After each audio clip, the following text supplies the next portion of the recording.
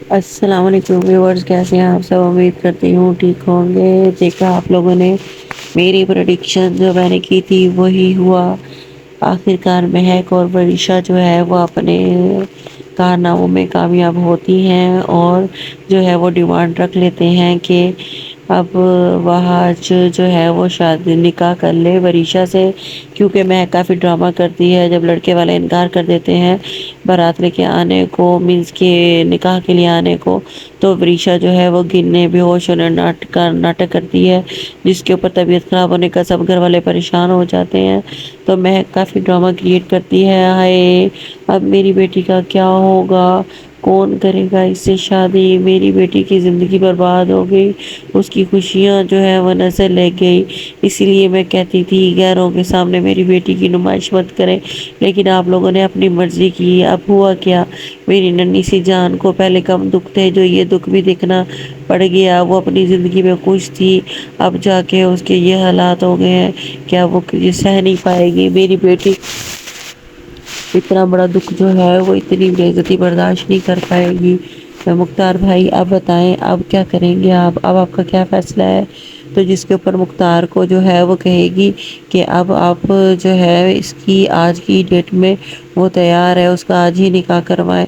تو مختار جو ہے وہ جا کے شفا کو کہے گا میں تم سے بات کرنا چاہتا ہوں بیٹا، تم جو ہے وہ وہاج کی زندگی سے چلی جاؤ، اور میں وہاج کا اور وریشا کا نکاح کروانا چاہتا ہوں۔ جس کے اوپر شفا جو ہے وہ ایک دم سے ہکی بکی رہ جائے گی، اور شفا جو ہے وہ گر جائے گی صدمے میں آ کر، کیونکہ اس کی تو سانسیں وہاج سے جڑی ہیں، اب وہ وہاج کے بغیر کیسی رہے گی۔ لیکن جو ہے مختار وہ کہہ دیتا ہے کہ نہیں، اب میرے پاس کوئی اور راستہ نہیں ہے، تمہیں میری عزت رکھنی ہوگی بچوں۔